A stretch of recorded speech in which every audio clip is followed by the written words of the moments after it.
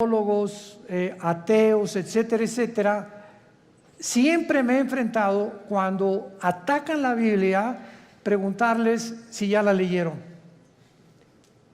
Y créanme que casi un 80% de las personas que discuten, agreden o son hostiles a la Biblia o la critican, ni siquiera la han leído. Y cuando te dicen, ya la leí, quiere decir que comenzaron desde el Génesis. Imagínense nada más. La Biblia no se comienza a leer desde el principio, sino desde el Nuevo Testamento. Y te dicen, ya la leí, o sea, leí los 66 libros en 3 o 4 meses y con eso ya entendieron los secretos de Dios. Qué tremendo, ¿verdad? Entonces es importante que esto lo tengamos nosotros como base, porque estos secretos que pertenecen al mundo espiritual, a Dios le ha agradado revelárnoslos a nosotros. Cuando Jesús comenzó a hablar en parábolas, Mateo 13, Marcos capítulo 4, etcétera, etcétera, les dijo a ustedes, a los discípulos, a los que me siguen, les he dado a entender las cosas que estoy contando en las parábolas. Que el sembrador salió a sembrar, que el trigo, la cizaña, las aves del cielo, la tierra, etcétera, etcétera, que la gente ni siquiera entiende, tenían un trasfondo espiritual dado a los que siguen a Jesús. Entonces, si tú eres una persona o los que nos escuchan que quieres respuestas, por ejemplo, ¿por qué Dios permitió el mal en el universo? ¿Por qué si Dios sabía que Adán y Eva iban a pecar, por qué los creó sabiendo como omnisciente que es Dios, etcétera, etcétera? No vas a tener respuestas hasta que comiences a seguir a Jesús. Porque a Dios no le interesa enriquecer tu conocimiento intelectual, sino cambiar tu vida, transformar tu vida. Entonces les dijo a los discípulos, ustedes que ya me siguen, a ustedes les voy a dar a revelar y a que entiendan, les voy a abrir el entendimiento para que comprendan las cosas que la gente común y corriente, por muy inteligente que sea, no las puede entender. El libro del Apocalipsis, que es el 66º libro de la Biblia, es un libro lleno de símbolos. Y todos estos símbolos que aparecen en el Apocalipsis aparecen en el Antiguo Testamento. Casi la mitad de las citas del Apocalipsis vienen del Antiguo Testamento. Entonces, si yo quiero entender en el Apocalipsis qué significa Babilonia, o los 10 cuernos, o las 7 cabezas, o quién es la bestia, necesito tener un conocimiento anticipado del libro de Daniel, del libro del Génesis y del libro de Ezequiel, principalmente para yo poder interpretar o enseñar el Apocalipsis. Entonces, vamos a abordar en esta mañana, en esta serie que me ha parecido veras maravillosa, y yo mismo estoy asombrado cada vez que descubro más y más misterios en la Biblia, el misterio de Babilonia. En la Biblia hay 2 palabras, 2 ciudades que se mencionan más que cualquier otra nación de toda la historia. Y la primera es Jerusalén. Es la que más se menciona desde el Génesis hasta el Apocalipsis. Y la segunda es Babilonia.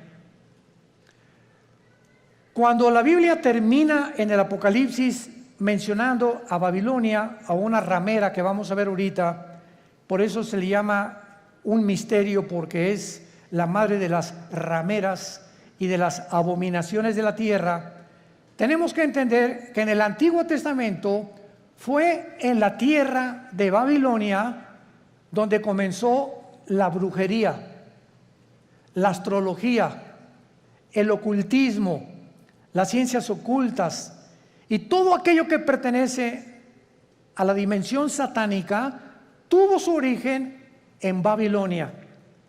Ahora bien, la palabra Babilonia y Babel son intercambiables, pero encontramos nosotros en Génesis capítulo 10 que la primera ciudad que Nimrod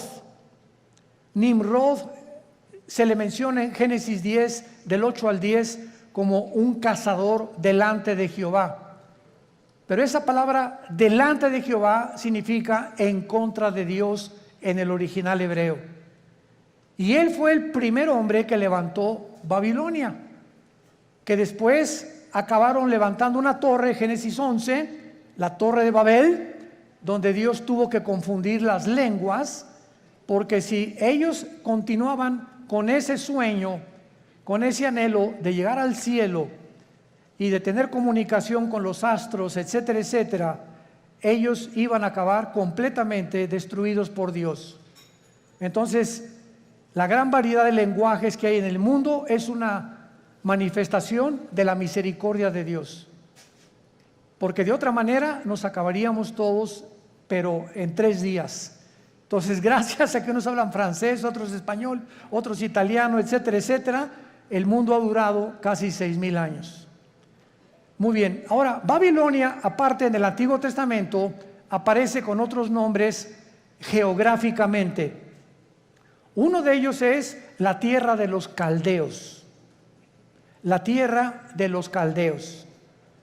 Y esta palabra, la tierra de los caldeos, esta frase significa la gente que vivía en Caldea. Y Caldea era Babilonia. Entonces, cuando tú oyes la tierra de los caldeos, es la zona geográfica donde la humanidad se comenzó a levantar en contra de Dios. Y actualmente, geográficamente, se encuentra en la nación de Irak.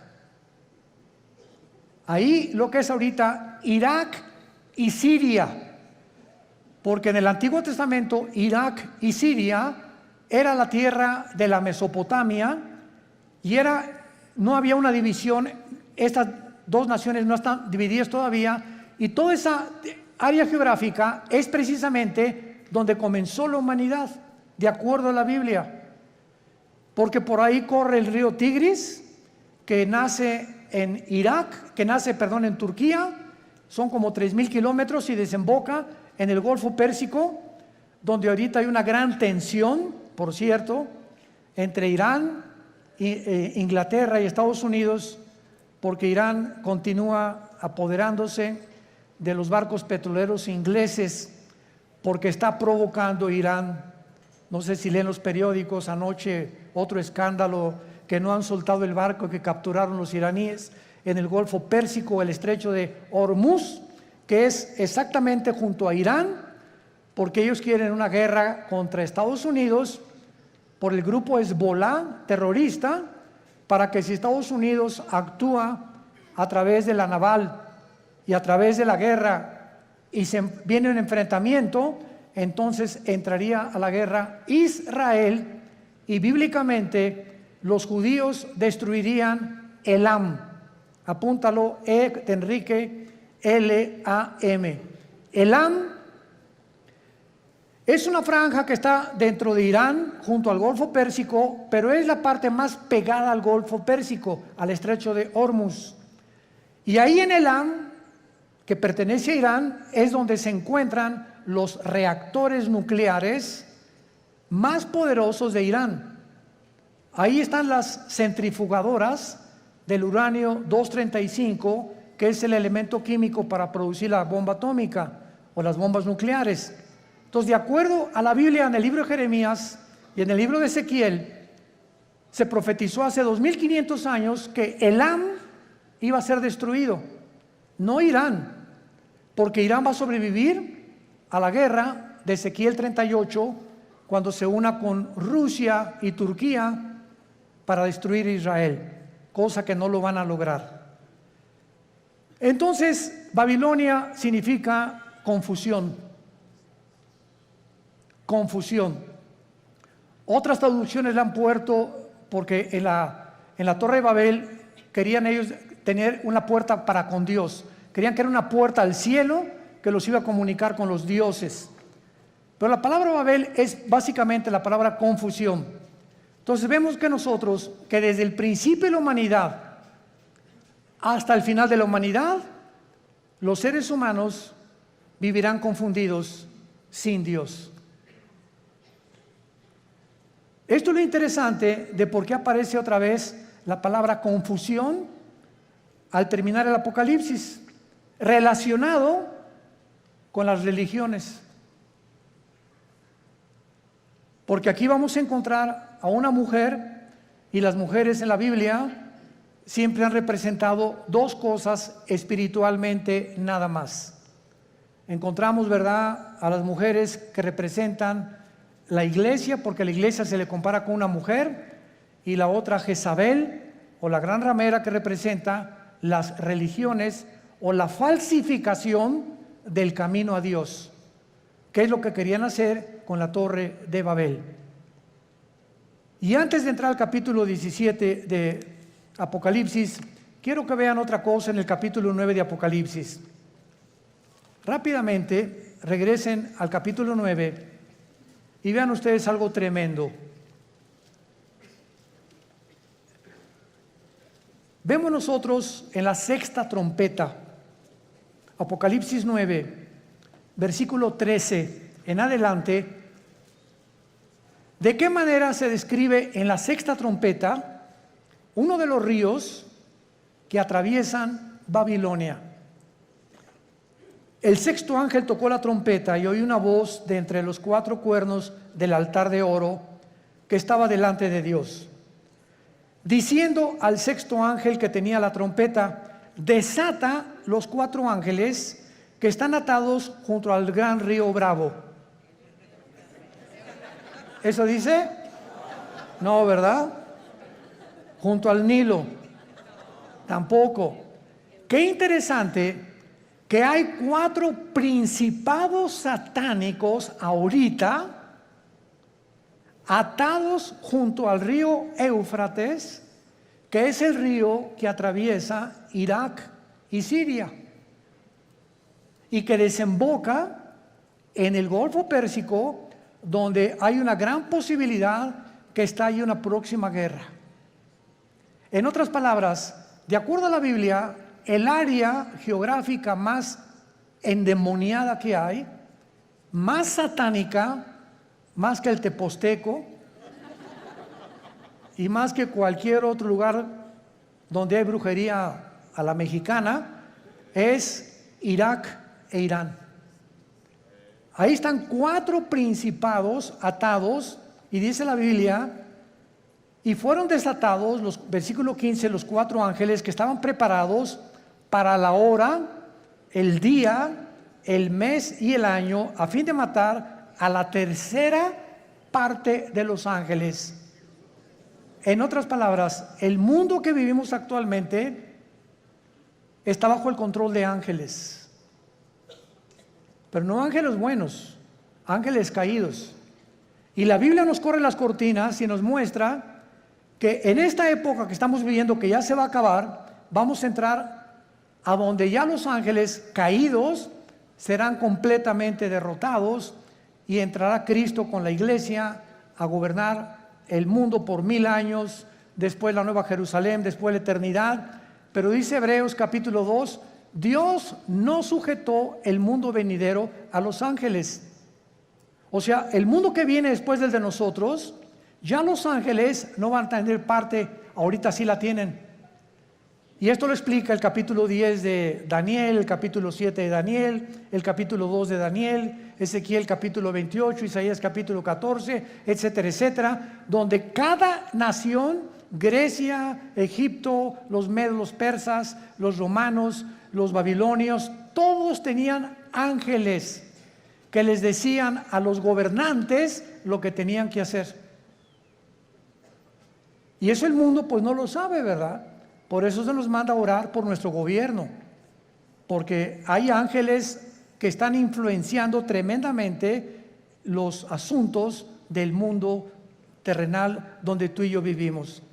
Muy bien, vayamos pues a Apocalipsis 17 y veamos este conflicto y este misterio que vamos a resolver, que es el primero de Babilonia.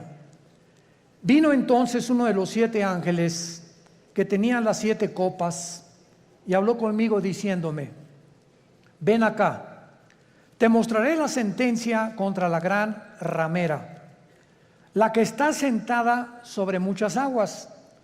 Brínquense al versículo 18. ¿Quién es la ramera? Y la mujer que has visto es una ciudad. ¿Ven cómo la Biblia se interpreta a sí misma? No es de interpretación privada la Biblia. La misma Biblia se interpreta a sí misma.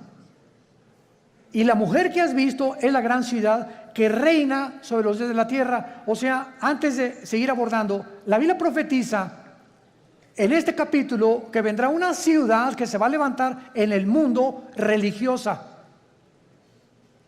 Y que esta ciudad religiosa está mezclada con la política. Y que al mismo tiempo esta ciudad va a gobernar la política durante 3 años y medio, y la política que va a reiniciarse con el anticristo va a matar a la mujer, o sea, va a incendiar esta ciudad, y entonces los últimos 3 años y medio de la gran tribulación vendrá la persecución del anticristo. Entonces, los primeros 3 años de la tribulación, la persecución es religiosa, y los últimos 3 años es política. Y esto es interesantísimo, porque la unión de la religión con la política ha sido durante toda la historia. Un ejemplo, para que no se empachen. ¿Cuáles son los 2 poderes que mataron a Cristo? Los 2 espíritus que mataron a Cristo. El espíritu religioso. No fue el espíritu comunista, ni socialista, ni el espíritu ateo, fue el espíritu religioso y el espíritu político.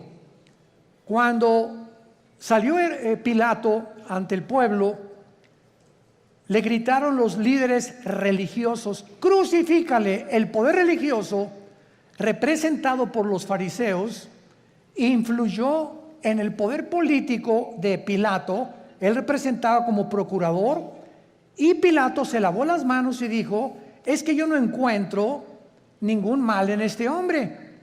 Y entonces ellos comenzaron a gritarle: crucifícale, crucifícale y entréganos a Barrabás, porque la costumbre era que cada Pascua se soltara a un preso político. Entonces vemos nosotros cómo el poder político cede a la presión del poder religioso, y entre los 2 se encargan de matar al Mesías del mundo. Y desde entonces, antes y por toda la historia, vemos todos los emperadores con brujos. Siempre los emperadores y los presidentes y los gobernadores siempre han tenido personas del mundo del ocultismo. Dichosos los que se han salvado y han tenido cristianos de consejeros, pero siempre han estado consultando a los brujos, a los astrólogos, a los ocultistas. Los invitan a sesiones espiritistas para que invoquen espíritus, pero la unión entre el mundo religioso del oculto, lo vamos a descubrir. El mundo religioso pertenece al ocultismo. Se van a sorprender de muchas cosas. Y por eso es tan satánico, porque es el que controla el gobierno político. Y así ha sido durante toda la historia. Y cuando el anticristo, antes de que él pueda tomar el poder del mundo, va a necesitar, Apocalipsis 13, al falso profeta. ¿Quién es el falso profeta? Va a ser un líder religioso que va a unir a todas las religiones del mundo en una sola. Y cuando ya el anticristo vea que ellos le pavimentaron el camino para que su gobierno político pudiera emerger, entonces el anticristo quema a esta ciudad donde se van a concentrar las religiones del mundo, y él se proclama, segunda de Tesalonicenses 2, 3 y 4, el único Dios, donde el mundo lo adora como adoraron a los césares romanos como dioses. Te mostraré la sentencia contra la gran ramera. O sea, aquí hay un juicio contra una ciudad. Es lo primero que acabamos de despejar, esta incógnita. Esta ramera representa a una ciudad que está sentada sobre muchas aguas. Las muchas aguas en la Biblia son las naciones, como lo interpretó el versículo 18. Y dice así, versículo 2, con la cual han fornicado los reyes de la tierra, y los moradores de la tierra se han embriagado con el vino de su fornicación. Este ángel viene para enseñarle a Juan un juicio, una sentencia que viene decretada del tribunal cósmico de Dios. Quiero que sepas que voy a juzgar a este sistema religioso. Y es muy importante que a esta ciudad se le da el nombre de ramera. Vamos a explicar esto. La palabra prostitución en la Biblia es una palabra que puede tener un uso apropiado cuando algo lo apropias de la manera correcta, o un uso inapropiado. Cuando el sexo se vende, o cuando alguien entrega su cuerpo a cambio de algo, se llama prostituirse.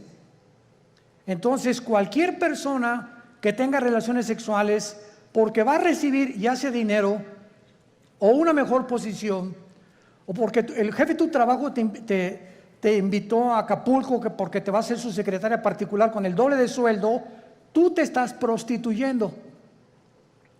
Pero no solamente en ese aspecto se puede usar la palabra prostituirse, también se puede usar en el ministerio cristiano.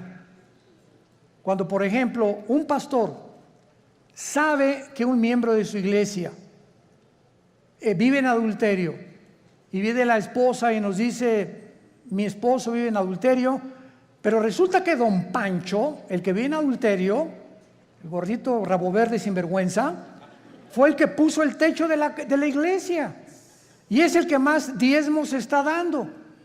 Entonces, si un pastor, por saber que don Pancho es el que más económicamente está ayudando a la iglesia, y ese pastor no disciplina a don Pancho, ese pastor es un prostituto. Ha prostituido su ministerio, se vendió. ¿Me van siguiendo?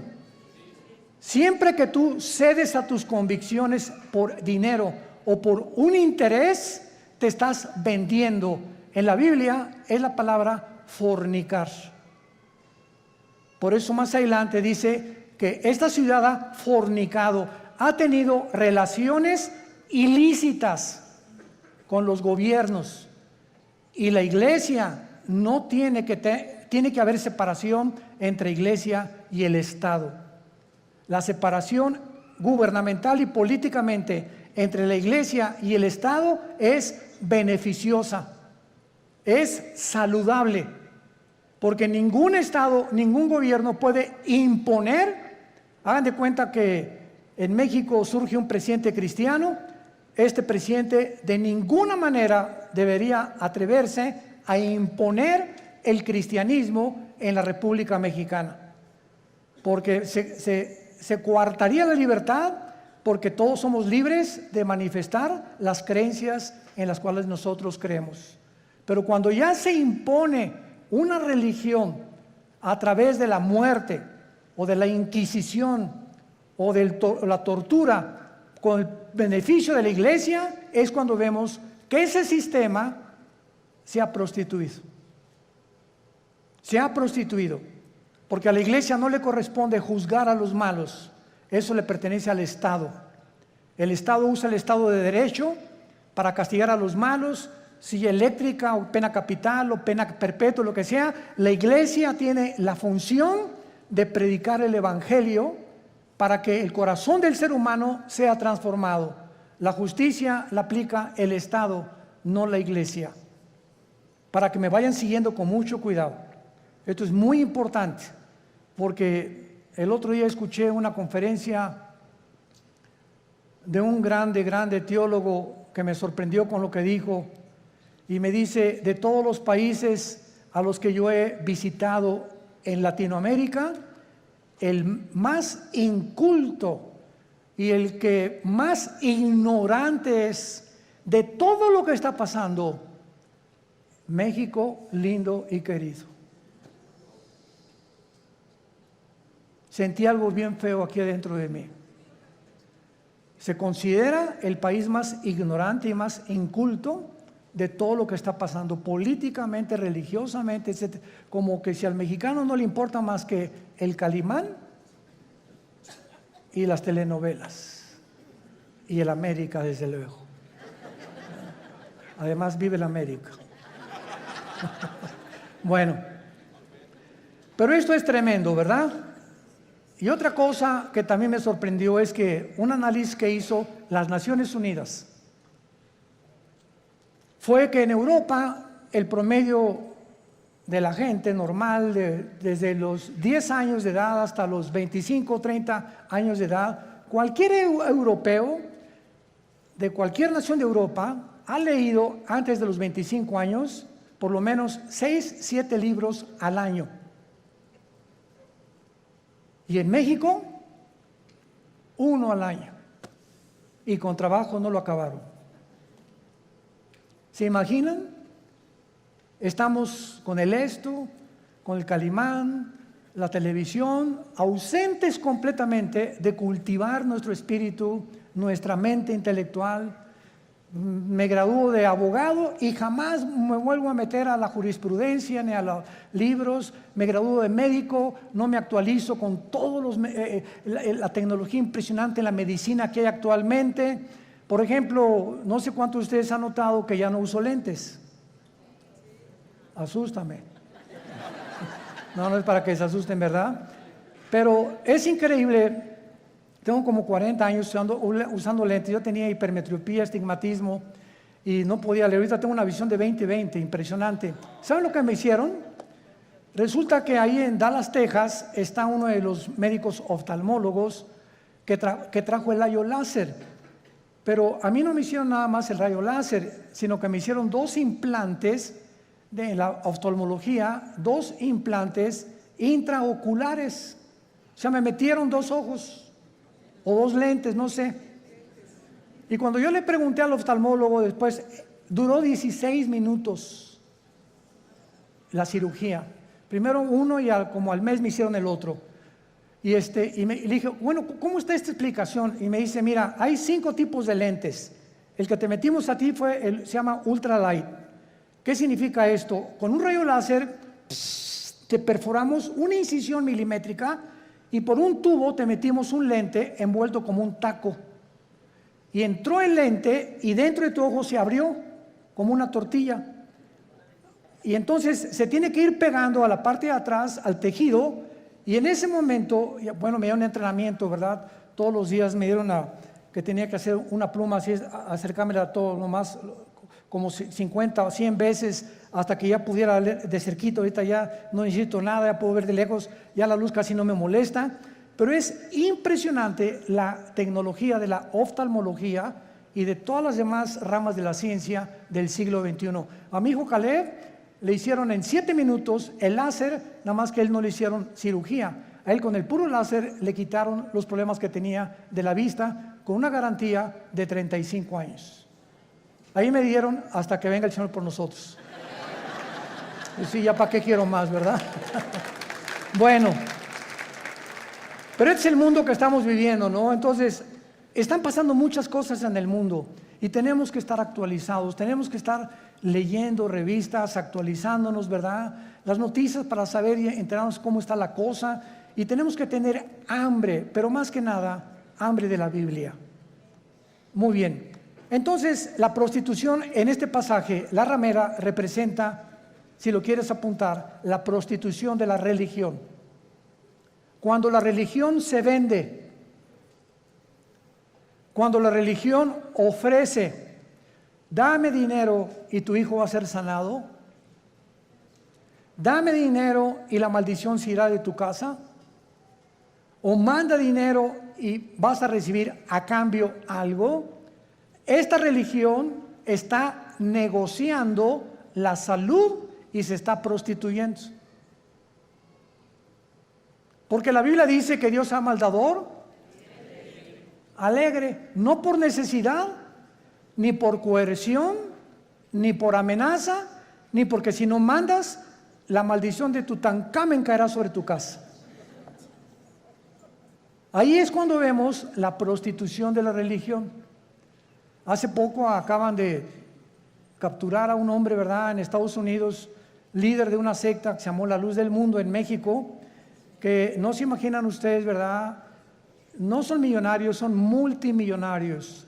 Y lo más asombroso es que el 70% de las gentes que van a estos millones de personas que pertenecen y el dinero que tienen son gente humilde, son gente de pobres, o sea, de la clase indígena y de casi, como decía Cantinflas, desleídos y deslustrados. No son muchos profesionistas ni mucho menos. Y estas personas, ¿verdad?, tenían comandos armados. Cuando ese hombre viajaba con guardaespaldas, con ametralladoras, etcétera, etcétera, y llegó a convencer a la gente de que él era Dios. Y cuando él entraba a la iglesia había un trono literal, donde él se sentaba con muchachas junto y muchachas por acá a los lados, y entraba y lo comenzaban a adorar como Dios. En otras palabras, él estaba vendiendo, prostituyendo la religión. Y así hay cantidad de sectas, e inclusive se puede dar en iglesias cristianas. Cuando los líderes, vuelvo a repetir, por causa del dinero o por conveniencia del dinero, se venden y sus convicciones las crucifican para poder obtener lo que ellos están ofreciendo mediante milagros. Este es el problema de las religiones que se prostituyen. Muy bien. Y esto es lo que sucede en Apocalipsis 17, como lo vamos a ir viendo, una ciudad prostituta que ha fornicado, dice el versículo 2, con los moradores de la tierra. Y más o menos ustedes ya pueden irse dando cuenta de quién estamos hablando. La única, para que ustedes estén enterados, sin afán de ofender a nadie, la única religión que existe en el mundo, la única que tiene un lugar en las Naciones Unidas, es Roma. La única religión que durante 18 siglos en Europa no permitía que los reyes se casaran más que con los que ellos autorizaban. La única religión que exigió que si no te convertías a Roma durante 350 años, nombró un papa a Torquemada, un hombre español, con la Inquisición, donde los abrían los cuerpos, les quitaban el pelo, los rapaban, pero con todo y la piel, les sacaban los ojos, los sentaban en estacas, los quemaban vivos a judíos y a cristianos, porque no aceptaron que Roma es la única religión que salva. Y hasta el siglo XXI los estatutos romanos continúan enseñando lo mismo. Fuera de Roma no hay salvación. Esto es impresionante. Cuando yo tenía 12 años de edad, les he contado a muchos, fuimos educados, mi hermano Alejandro y yo, en colegios lasallistas, San Juan Bautista de la Sal.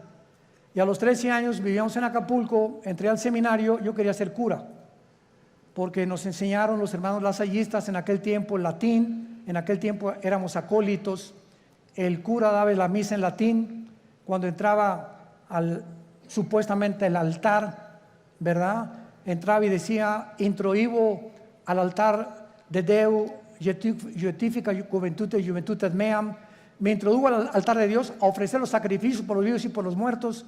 Ya le contamos en latín los acólitos. Y cuando uno de los grandes dirigentes ahí llegó a visitarnos al seminario, nos dijo, ustedes están ya en el tiempo de hacer un voto de celibato sacerdotal. Y pues éramos como 10 o 12 muchachos de 14, 15 y 6 años de edad, y nos volteamos todos a ver qué significa el voto del celibato sacerdotal. Entonces nos dijo este prelado religioso significa que ustedes tienen que hacer un voto que nunca se van a casar y que su única fidelidad va a ser a Roma, nada más. Oiga, ¿y por qué no quiere que nos casemos? Porque si se casan, el dinero lo gastan en la familia y ya no lo mandan a Roma. Esa es la razón por la cual no les conviene que se casen. Cuando la Biblia ordena, 1 Timoteo capítulo 3, en cualquier Biblia que veas, que los que sirven a Dios de tiempo completo se casen, a menos que tengas el don de continencia. Pero esto es increíble. Ahí fue cuando yo me decepcioné, ¿verdad?, de la religión. Lloré, le dije a mi papá, yo ya no creo en nadie, y me hice ateo. A los 17 años ingresé al Partido Comunista, me uní a la dialéctica materialista, a estudiar el Capital de Marx, de Engels y de todos los grandes líderes, Lenin, que la llevó a la práctica en la revolución bolchevique, etcétera, etcétera, hasta que cuando me convertí, yo estaba a punto ya de casi quitarme la vida, de la depresión a la que yo había llegado, de la decepción y de todo, que ya nadie me convencía, cuando mi hermano Alejandro me presenta a Jesús como el camino, la verdad y la vida. Y yo supe cuando encontré a Jesús que era la única razón por la cual yo debía seguir viviendo. Y le prometí desde ese día, fue marzo de 1974, que yo le entregaría mi vida y que lo quería servir. Y desde entonces no lo he dejado de servir, por la gracia de Dios. Bueno, ahora muy bien. Vean rápidamente en el Antiguo Testamento, en Jeremías capítulo 2, de qué forma en el Antiguo Testamento se menciona la fornicación física o la prostitución, así como material o terrenalmente. Una mujer se puede vender por dinero, la cual se le llama prostituirse, o un hombre también. Espiritualmente, Dios usa el mismo término cuando tú le dejas a Él por los ídolos, o cuando dejas a Dios por otras cosas más importantes que Él. Dice Jeremías capítulo 3. Dicen, si alguno dejare a su mujer yéndose esta de él y se juntare otro hombre, ¿volverá a ella más? ¿No será la tierra del todo amancillada? Tú pues, le está hablando Dios a Israel, has, ¿qué cosa? Fornicado con muchos amigos. Pero no se está refiriendo Dios a la fornicación física sexual. Veámoslo. Mas vuélvete a mí, dice Jehová, alza tus ojos a las alturas y ve en qué lugar no te hayas prostituido, junto a los caminos te sentabas, para ellos como árabe en el desierto, y con tus fornicaciones y con tu maldad has contaminado la tierra. Por esta causa las aguas han sido detenidas y faltó la lluvia tardía, y has tenido frente de ramera y no quisiste tener vergüenza. Dios acusa a Israel de fornicar con los ídolos, que es lo mismo cuando un hombre se va con una mujer que no es su esposa, o cuando un muchacho tiene relaciones con su novia sin casarse, está fornicando. Ella se está entregando a él o por conveniencia, o él con ella. Se están prostituyendo los dos. Y cuando tú espiritualmente dejas a Dios y abrazas cualquier otra área de la vida por olvidarte la palabra de Dios, has prostituido tu llamado. Estás fornicando. En otras palabras, en la Biblia, la idolatría se le compara con la fornicación sexual. Ahora veamos y confirmémoslo en Santiago capítulo 4, en el Nuevo Testamento, y dice así el apóstol Santiago. Santiago capítulo 4, versículo 4. Santiago 4, versículo 4. Oh almas, ¿cómo se les llama? Adúlteras, pero no porque se hayan ido con otra mujer. ¿No sabéis que la amistad del mundo es enemistad contra Dios? Cualquiera que se quiera ser amigo del mundo se constituye enemigo de Dios. ¿O pensáis que la Escritura dice en vano, el Espíritu que Él ha hecho morar en nosotros nos anhela celosamente. Vemos ya que también en el Nuevo Testamento la fornicación puede ser espiritual o puede ser de carácter sexual.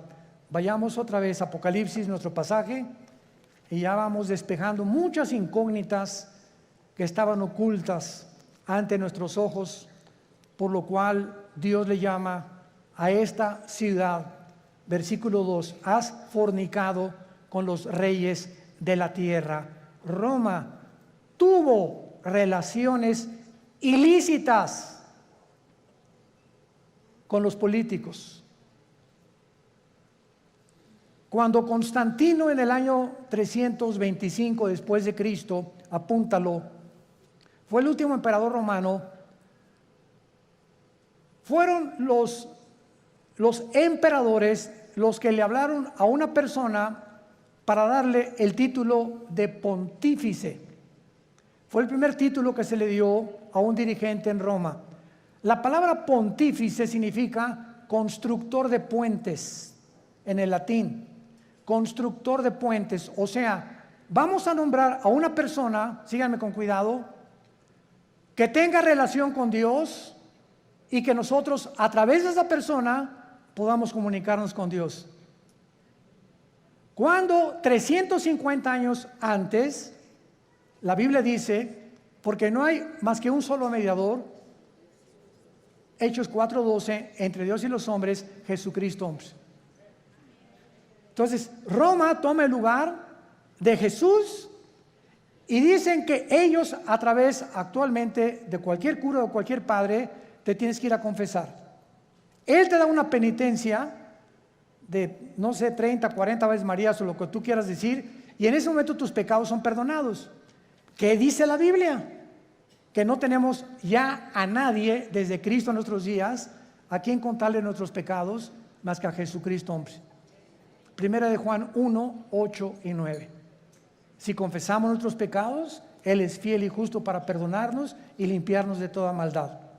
¿Se dan cuenta cómo cuando comenzamos a estudiar se nos comienzan a caer las vendas? Pero cuando el mexicano o el latinoamericano no quiere estudiar y no quiere leer, te puedes quedar 20, 30 años y te encierras en una cárcel de religión. No, yo estoy bien, y ahí tienes enfrente la luz y te niegas a verla, porque puede más tu orgullo religioso que la verdad. Juan capítulo 3, y esta es la condenación, que la luz vino al mundo y los hombres amaron más las tinieblas que la luz, porque sus obras eran malas. Muchos no quieren venir a la luz, no porque no puedan, sino porque no les conviene. Prefieren permanecer en esa cárcel que salir de esa cárcel y servir al Dios vivo y verdadero. Veamos ahora en segundo lugar que dice el versículo 2, que esta relación ilícita que le llama fornicar con los reyes de la tierra, o sea, una relación política religiosa que no debe existir. Los moradores de la tierra se han embriagado con el vino de su fornicación. La palabra embriagarse, ustedes saben, es emborracharse, pero no con tequila herradura, ni con mezcal, sino aquí también se usa en el sentido que la religión embriaga a las personas, las emborracha, les nubla el entendimiento y los convierte en ovejitas con un pastor ciego. Entonces, cuando tú estás en algún movimiento religioso y abundan en el mundo entero y no entiendes, ni lees, ni conoces, sigues como borrego, simplemente porque pues ahí va tu familia, o porque ahí van tus amigos, o porque te cautivó esa persona que se dicen dioses, etcétera, etcétera, estás como borracha. Caes en una trampa tremenda. ¿Se acuerdan de Jim Jones? 1978, que se llevó a 1,000 personas a la Guyana junto a Venezuela. ¿Se acuerdan de David Koresh, que en Waco, Texas, dijo que él era el ángel del Apocalipsis? ¿Se acuerdan de Juan Carlos Miranda, recientemente, que dijo que él era primero el anticristo, pues que era Jesucristo? Y así este señor de la luz del mundo, que dijo que él era también el único que debían de adorarlo, y cuando llevaba en su haber 7 o 4 niñas violadas. ¿Qué le pasa al mundo? Te puedes preguntar, ¿no? O sea, qué fácil somos engañados. Qué fácil es caer en una secta por no estudiar. Mi pueblo pereció porque no tuvo conocimiento. ¿Ven la importancia de prepararnos? Ahora veamos aquí en el versículo 3 que el Espíritu Santo traslada o transporta a Juan a un desierto. Y ahí en el desierto tiene una visión tremenda el apóstol Juan. ¿A quién ve a Juan? ¿A quién ve? A una mujer sentada sobre una bestia escarlata. El color escarlata es el color de los dragones. Es un color rojizo, que es el color que se asocia con la sangre, con la guerra y también con Satanás. Entonces vemos ahí una mujer sentada o montada sobre una bestia escarlata. Y esta bestia tenía llena de nombres de blasfemia, que tenía 7 cabezas y 10 cuernos. Nuestro paso actualmente ahorita es tratar de descifrar qué significa la mujer sentada sobre esta bestia. Muy bien, esta bestia en el versículo 8 nos da la interpretación. La bestia que has visto era y no es, y está para subir del abismo e ir a perdición. Número 1, esta bestia es el nombre que el Espíritu Santo le da a una imagen o a un principado satánico que ya había existido antes en el mundo. ¿Se acuerdan de los 4 ángeles atados junto al río Éufrates? ¿Quiénes creen ustedes que sean esos 4 ángeles? Porque si estaban atados no es porque vivían en Disneylandia, ¿verdad?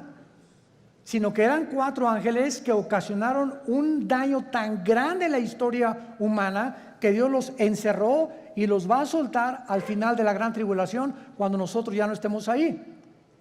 Pero en el capítulo 10 de Daniel se nos revela que cuando Dios envió un ángel a la tierra para comunicarle a Daniel el futuro de Israel con la profecía de las 70 semanas, otro principado satánico se atravesó y lo interrumpió durante casi 3 semanas, que mientras había una guerra en la dimensión espiritual, Daniel se encontraba en la tierra orando.